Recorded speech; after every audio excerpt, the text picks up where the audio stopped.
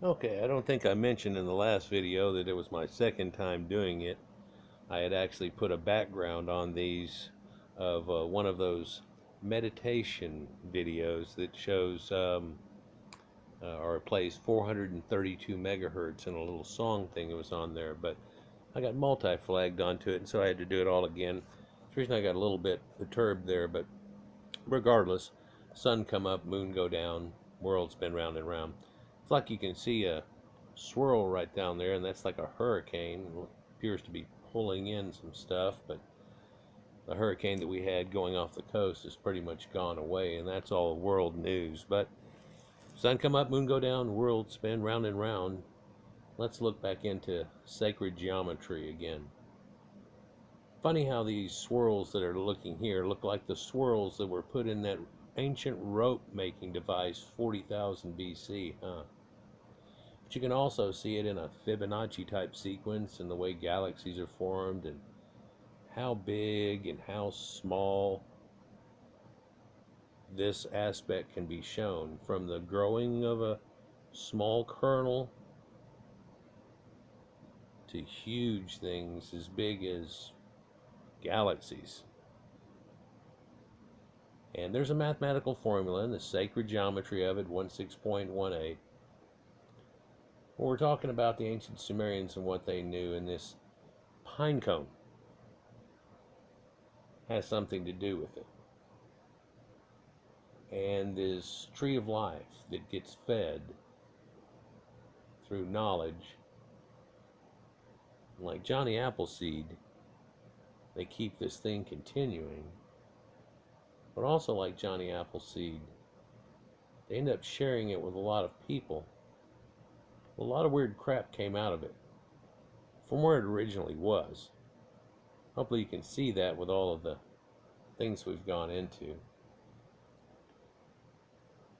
People quite often say that this is a watch that he's got on his wrist, that they even had watches back then, and there's some weird anomalies about things like that in an ancient ring watch that was found in a tomb that dates way back when and doesn't make any sense. And we talked about clocks and watches, and the one that came just before this, I'll probably go ahead and put it afterwards. Notice how his ear looks like a pretzel. It's got a big earring in there, though. He's got wings, too. So he's an angel-like creature, making it happen. And there were stories about ancient angels and stuff were drawn into the biblical tales, but it was after being exposed and re-exposed to these Sumerian tales that we talk about sometimes. And quite often the tree of life has different depictions to it.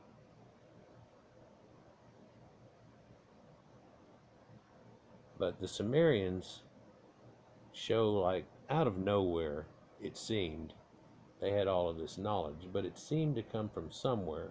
Here's these Anunnaki gods doing the same thing, and if you look, it's kind of laid out on this same symmetrical idea. But we've seen flower of life that's there, and in all these places. And this object is a pine cone, but it reminds one of the pineal gland, or the third eye of enlightenment in one's mind. And his hand is holding on to it. Well, the hand is what things are measured out of in the inches, and 12 in the digits. And you can see this sequence over and over again, for it's smaller here, but I can see by looking at it that you have to do it bigger and it gets the other two. You can also see it in things like the Eye of Horus and this enlightenment that took them to this afterlife situation. People say it has to do with the soul, that this is the id, this is the you, the person within. It's gonna go into an ad.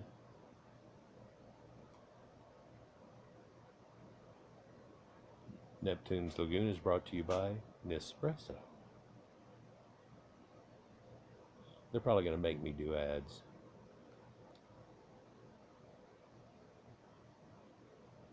And I hate that I'm going to have to. But you can always click off of them, unless it's something interesting. Back to our regular scheduled programming.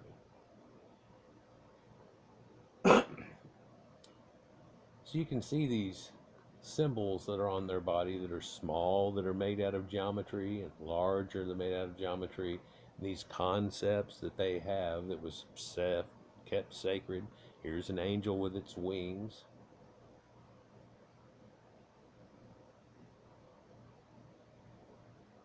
That wristwatch of time, if you will. But these Sumerians declimated the time into seconds and minutes, and so that's why we have 12 hours in day and night, but broken up even more. 60 minutes in an hour. 60 seconds in a minute. So broken down to a small declination of time, it figured that it goes with everything. And we know this today as the caduceus. It's the medical symbol everybody's familiar with. But there we have that sun symbol with wings. And then there's snake symbology coiling up it. But ironically, it has a rhythm to it too. And that rhythm can be seen in your heartbeat. Which also, if I believe the numbers correct here, beats also at roughly 72 beats per minute. And that has to do with the declination of the universe's time and time itself. That's what it normally gets up to. You have a resting heartbeat that is somewhere else. You have this, that, and the other. So it's, if you start running a whole bunch, of course, it pegs up a whole bunch. But on an average, if you averaged out a day of somebody who wasn't running a marathon, you would have something like that. Here's Nigashita. This is Mercury, Hermes, holding sacred, along with Inanna, this same type of symbology, and people have hooked this up with DNA, so something as small but very significant as it, but also in healing, mathematics, as well as medicine, for they can go together and quite often do. In fact, there's a lot of connections you can make with sacred geometry.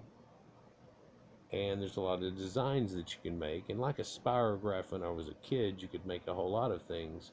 But with a perfect square and a compass, you can attain a lot of things that is very much like God's Metron's cube, if you will, on the building blocks of life. And we talked about each one of these shapes over and over again, their size and their numbers. This is like the 8th video in the series. And I don't know how many it will take before I get through them all to show you, but it's all based on triangles and a pyramid. And so you have something that's a tetragrammaton. It's four-sided. Well, no, it's three. Well, no, in D&D world, when you have it there, it's like a pyramid. And there's also the flat bottom that's on the bottom, and each one has a number. Right there where these lines are that are on it, and it's 4. And what does that have to do with everything? Well, it's a symbol of God, and it's spoken about in a geometric term. You can easily see that. Also, Metron's cube. So when I talk about spirographs and things, you can see a lot of things that are held, and arcs of circles and so on, but that leads to a flower of life that can be shown in many representations. The Vesica Pisces can be an eye or a portal in many different ways. And you break up the thing and declimate it around, and it shows flowers. And I talked about spirograph programs before, and you can do this whenever you were a kid, and you spiraled it around, and it's sacred geometry, and they had it right here in front of you all the time. But geometric shapes, which are built out of multiple triangles and tetragrammaton. in its essence. 180. Here it is. So coming 180 to the situation. But you can see that symbology in the Minoans, in the Mycenaeans, in Egypt, in Sumeria, in India, and even in European depictions, reading and corresponding to the basic same thing. There was an auditorium. My God, how many of these am I going to get? I don't want to have to dissect this out. Smile wide, people. So here's an ancient Greek auditorium, and utilize this. And I'm telling you that I haven't been there. Wish I'd gone to Greece. I had a chance to go. Didn't want to waste more of my summertime with it. Never got to return again. Probably never will, but I get to go there with videos and learn things about it. And here's a person standing in the position of an orator. And I'm telling you that as he talked normally as I'm talking now, if everybody shuts up, everybody can hear him. It carries up perfectly. And this same type of acoustic thing is geometry, and it's going with music and sound. As I talked about in the one before this, there are temples that are based on this, but you can find that where ancient cave paintings are, they have figured out that right when you walk into that area, there's this acoustic property. Much like when you're in the middle of the pyramid and somebody starts to do, oh, and you hear this weird acoustic property that's there. It's like an incredible effect. So here we're looking at some of the depictions of lions, and over here are some buffalo and other creatures here. But this is one of the depictions that famous artists looked at after the Renaissance and said, well, we didn't relearn anything or do anything because it's all written in there. Well, you look at music, and people went through a neoclassical stage where they were, Yngwie Malmsteen and all those guys, and it was pieces of it and a lot of stuff that were basically neoclassical parts redone again, portions of Bach and things like that, or chord phrases that were built on it and everything. Well, what was that built on? Well, there's that 432 again, that they were basically built upon and all run around at that time as a tuning fork, tuned with the world, tuned with the ancient tree of life, for there are many flowers and fruits on the tree of life.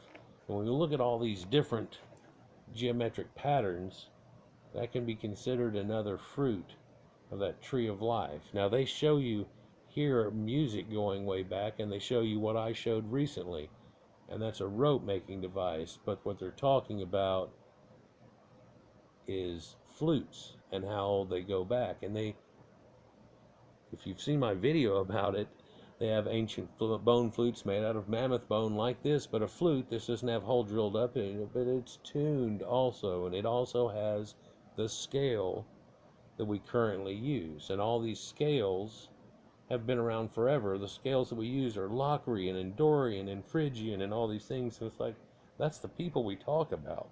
Well, each one had subtle variations on a theme that made up their song. So it almost sounds like if you were to take and put it all together, that it would make an incredible sound, right? Well, no, it'd be a cacophony. There's one note in each scale that's not supposed to fit. I could show how this relates to India, but I really can't show you too much how that relates to India very much. And so geometric patterns are in constellations, and they're everywhere, but here's one here in the ancient Sumerian king's list. It's going to do it again to me. Hey, tell you it's all around you though. There, it started with the Starbucks symbol. And that goes way back for the two-tailed goddess, and I've done a video about it. Now they want you not to drink coffee, but you can drink a passion fruit drink. Sounds great. Probably costs $6. So the ancient Sumerian hymn is in gematria format, but it's laid out on the center of a hexagram, a stop sign basically here, in the ancient kings list. What's amazing about the kings list is it has dates that are stated that go along with this sacred geometry. And a lot of people don't make the connection, but there's a unicorn type creature too.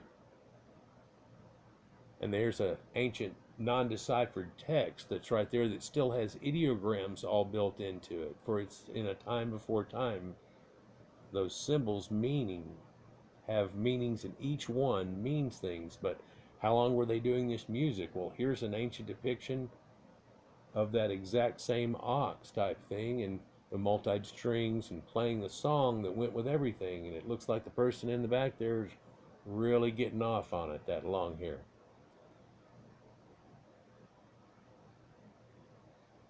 It brought about harmony. Different things did. These people had beer and all kinds of things, but there's reveling in music. Of course, whenever their thing went to crap, they said, well, we made too much noise. We went too far with it. We must have done something. It was our fault. And you still get that led on today. So you can pause and try to read this through this if you will, but these kingship list, it tells you that after kingship descended from heaven, the kingship was in Eridug. In Eridug, Alulim became the king, and he was ruled for 28,800 years. Alajar ruled for 36,000 years. Two kings, they ruled for 64,800 years. This is sacred geometry. They tell you Eridug fell and the kingship was taken to Bad Tibera. This is metal making, by the way, but this is before there's metal making. What in Luana ruled for 43,200 years? We're pegging all these numbers, 28,800 years. They say that 3 times over. What are they missing? They're missing 120 years. What's 120 times 3? It's 360. Are they trying to tell you something? They ruled for 108 years. The Bad Tibera fell and the kingship was taken to Lorag. Lorag, insipid Ziana, ruled for 28,800 years. The king he ruled for 28,800 years. Lorag fell and the kingship fell to Zimbil in 21,000 years. Most all of these are broke up into points, but also in other points, if you add it back up, ends up making a full cycle of numbers. In 5 cities, 8 kings, they ruled for 241,200 years. Then the flood swept over. They tell ancient stories of Chaldeans watching the stars and doing things. The astrologers had been doing this for 200,000 years, and yeah, it's creeping on it right there.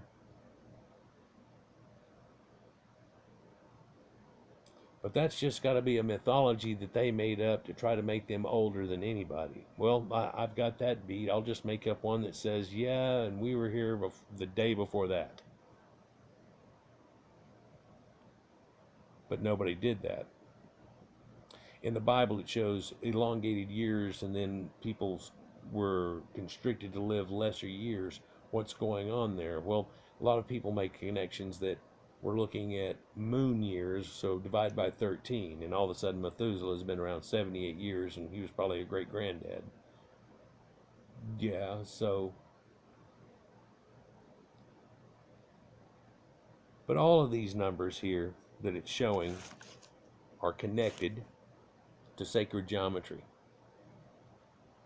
And so it's just one of many points that can show you this. This dill on the left that they're showing here is an ancient still. I think it is in the Wayback Machine, for it's in ideograms. It is not in cuneiform.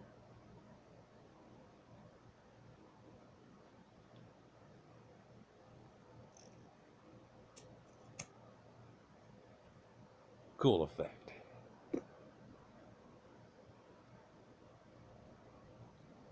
So each one of these, even though it says 10,800 years, well, there's 108 again. It's just zeros being put upon things and multipliers. And you say, well, they didn't have a 10 in that idea. And sure they did. In fact, one of the tales, the last one they told right there, and I didn't say it, was out of Demuzid. And he ruled for a cycle.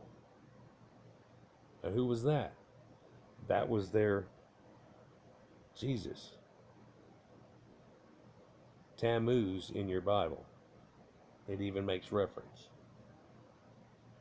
So it already happened to them. They'd already gone through all of this like we had, and thousands of years before everybody else, almost in the situation we are now.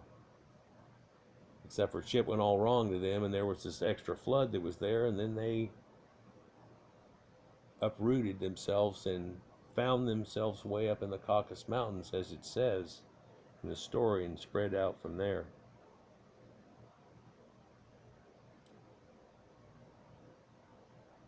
There's a lot of measurements here, though, that are found in the Sumerian tablets, and it just looks like ticky, ticky, ticky, and right over here it looks like a thread of wheat, and so on. Yeah, it does, for a reason. But instead of just using ticky, ticky, ticky, or little sticks or scratch marks, which predates this, of linear A and linear B and scratch mark that looks like it goes back, well, we have deciphered stuff that's well over 22,700 years old. So there's a language that, well, it talked about Utu and Shamash, or Utu and Inanna, and so on. And so the very first of the Sumerian gods who got turned into Shamash, and so on, Shams, Shamson, the sun god, over and again, through his labors, over and over again. It's never over. Job said that there was a time whenever the stars sung all together. Makes you wonder what they're talking about. Whenever you start to find out this, that there's a tune and the sound for each one, and you put it all together, and it's this scale and music, and people used it, and 430 megahertz, and how it all works up together. These people had sacred things going on that have been long forgotten. Well, so it just popped out of popcorn, right? No, the Vinca culture has that scratch language, and it goes back thousands of years before they were there, in the Ubaid culture itself. And the Vinca culture looks like they've got connections that show that same sacred geometry and places, positions, ideas, but they also had the first of writing in a more ideographic type prose coming out of stick writing. Then we look at other things that are passed along through knowledge. And one of the coolest things is cylinder seals. And this is one, and it's rolled out. So you can take it and get some clay and roll it all out like a bowling pin, and then roll this thing across it. And the way it's indented, reverse bas relief. It's an incredible art form. People sometimes just go, meh, and go right past it. But this incredible art form, when you roll it across here, portrays out a scene. In those scenes, they make and describe such things. They're showing you a star and a crescent moon and stuff, and symbols that you still see today, and you wonder where things are going on. Well, they're showing you the plow, and how the plow was given to them, and this, what's this, and this time of Capricorn, what is that? Well, it's one of the signs of Enki. And he has Aquarius and Capricorn. Kind of greedy, but it also shows that he had a lot to do with things. And even in the Sumerian tales, he gets ditched real quick, and it's all about Enlil. And the storm gods happen, right?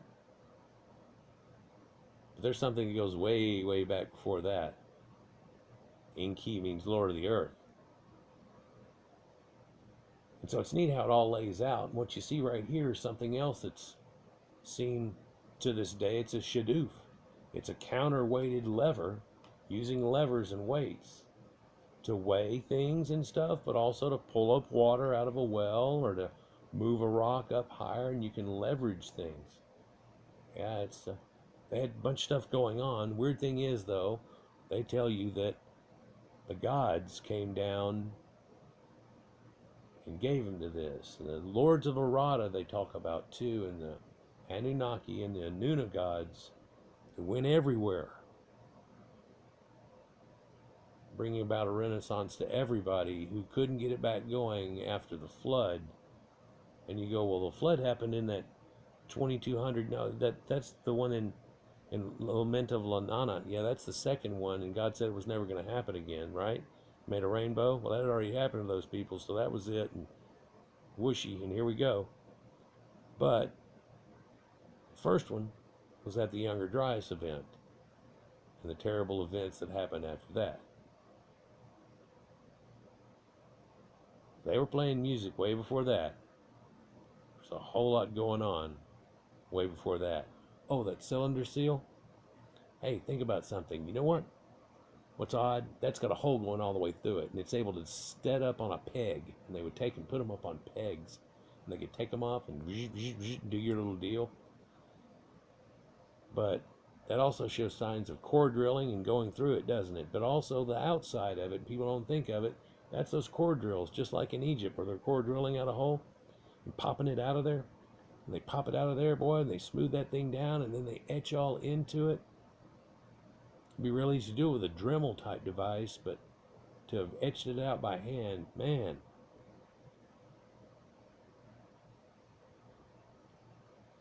But you wonder where those core drills are. I've got some of information on that in other videos. But we're talking about sacred geometry. Well, it's going on. They're talking about it right there. It's going on too, and they're talking about it right there. I'll be damned, it's doing it again.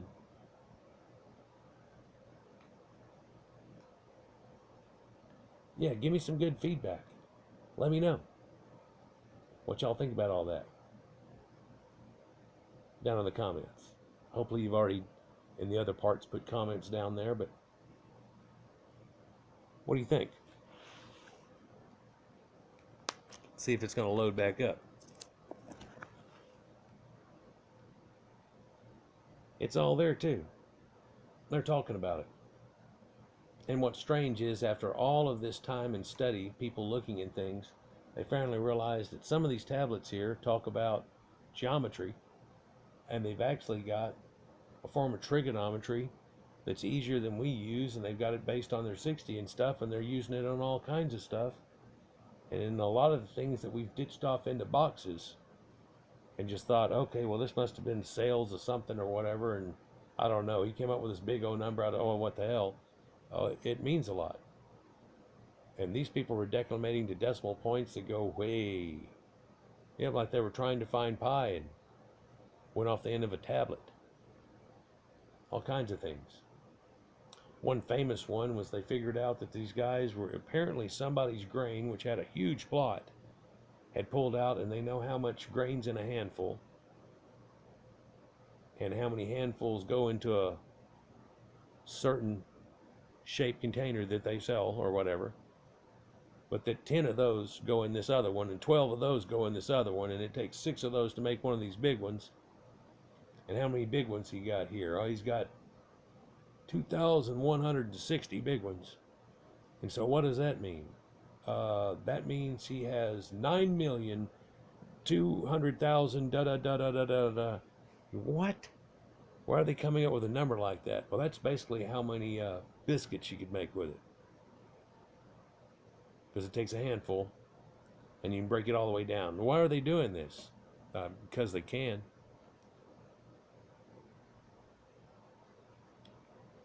So sacred geometry numbers. We talked about 108. And 12 is from these people. 12 is from time itself. And so it's connected to that realm of it. But we have 12 inches a foot, but 12 months in a year. So they go together. Measurements and year and things go together. Hours in a day. Pairs of ribs that we have. 12 cranial nerves. The average age for somebody to come of age. Girls start menstruating, so on, like boys grow hair, blah, blah, blah. Then you're a teen, right? Or between, right? There's 12 apostles. The atomic mass of carbon is 12. Well, that breaks into 6 protons, neutrons, and electrons. There's 666. 12 corners on a cross. 12 legions of angels they talk about. There's the 12 tribes that's much more important of an aspect for all these different people we're talking about. They're supposedly pagans, are part of these ancient 12 tribes. Measurements we don't use anymore based on human measurements like furlongs, which is only found in horse racing now. Well, it's really 660 foot, and that breaks down to 1/8 of a mile, so you'll actually see it in car racing. But then again, isn't that horsepower racing too? Isn't that the modern form of I'll race you from here to there? Yeah, that built into the ancient circuits of the Roman Colosseums and so on, and Greeks, it's in there. But that breaks into other measurements too, like 7,920 diameter of Earth itself. If you take and divide that 660 into 12, that becomes 7,920 again. And 1 inch to a foot is the diameter and the measure of God, they say. For a mil, meaning 1,000, as in millimeter. But let's go back to the sacred old measurement here. For a mil goes with a mile. Still means 1,000. But it's 1,000 paces of a human. And you go left, right, left. So it's a double stagger of a pace. And so 660 foot to the 1 inch is the size of Earth to the size of the solar system diameter of the moon and the sun, in a correspondence that goes with 108 again. And again, we have the reason that that perfect eclipse can happen, and even on the other side with the solar or lunar eclipse. Same ratio as the diameter of the Earth to a mile. 7,925 ratioed to 5,280 feet on what a foot is to a mile. And that's in the Great Pyramid.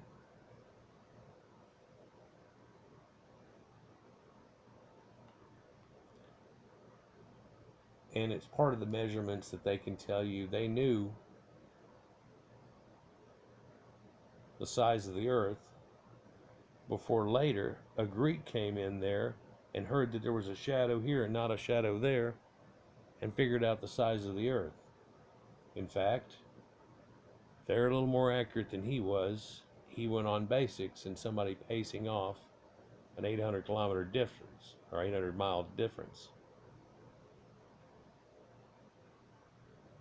So what did the ancients know back when? Well, they knew a whole lot. And it looked like it come out like popcorn, right? We keep talking about that. Well, it didn't really come out like popcorn. These people in a time of Aries showed up like popcorn and made a renaissance happen that was going on well before, and we can find and prove that with sites like Göbekli Tepe.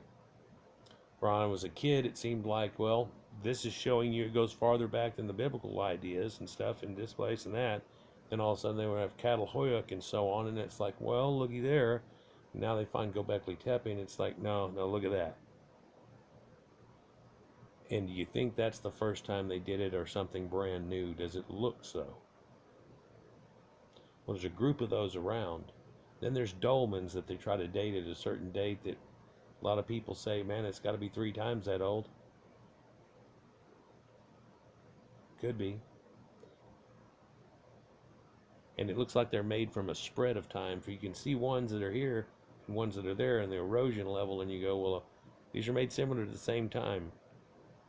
Unless there's a missing waterfall that was pouring on this one constantly, it's not happening.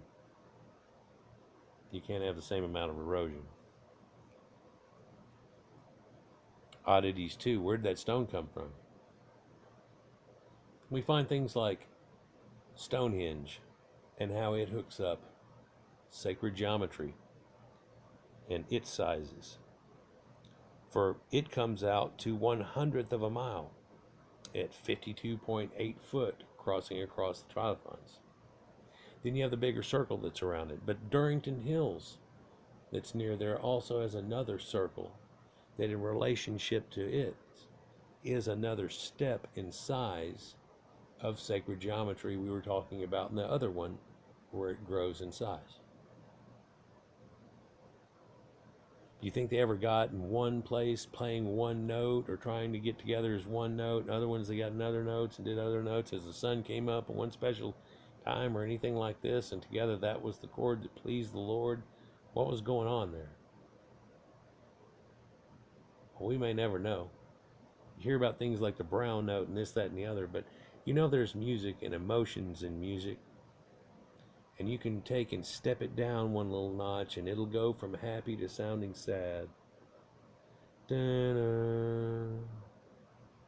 And you can take and reverse that and cause terror like Jaws. Da-na, da-na, da-na. Yeah, it can happen. Oh. Some things, like elephants, can speak at frequencies we can't even hear at long distances, much like whales can talk. People have said that whales have a song that works too, and they're whistling all through it. Makes you wonder, huh? Well, look at what we forgot over this amount of time.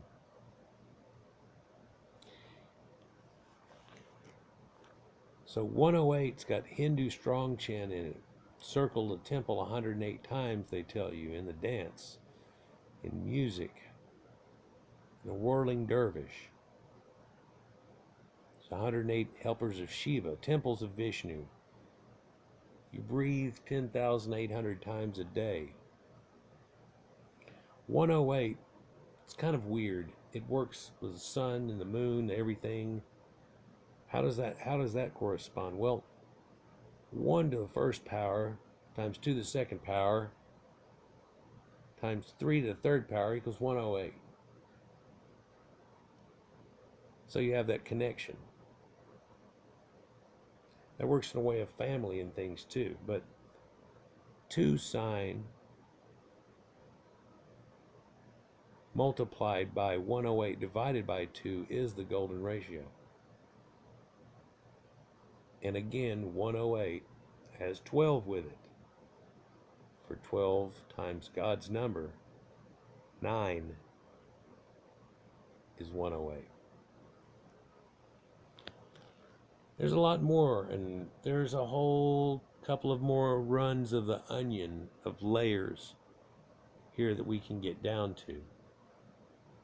The thing that I am totally unsure of is how much knowledge they knew way back when. And as we find Göbekli Tepe and its connections, we're finding, oh, they already had most of this going on way back when. All lined up through it, and they built different ones for different things here. They had it going on. This Lords of Arata was no BS concept. They had it going on. Well, how far does it go back? Well, the Sumerians told you that they went back through 240,000 years. Well, that's just zodiacal and everything anyhow. Well, how much of it are you going to give levity to? Nobody wants to give levity to pretty much any of it. You couldn't squeak a couple of thousand more years out of most of these archaeologists on concepts, then all of a sudden, well, where's people building with stone or anything like that and everything, and pow, here's Göbekli Tepe, and it's like a big cup of shut the fuck up. Or wake up because it's full of coffee. let's talk about this again. Let's go back through this whole thing again, right? Because there's things that were known way, way back when. And I'm telling you, when I was a kid, and probably still kind of hinted at it today, that around about 5000 BC, people were hugging stuff. And it's like, wow, really? You're going to still go with that one? It's funny how much in the Bible that same 144 and other numbers are brought about. Where with Revelation itself? But then again, if you figure out people connected that helped make that all happen, they had this sacred knowledge too. It's the people the book was heaped upon that apparently didn't. And Moses even called them a stiff-necked people. That's for another video. Like, share, and subscribe, and enjoy. Oh man, I got a whole nother page here. Oh, God. That'll be for another vid. And another layer of the onion. Peace.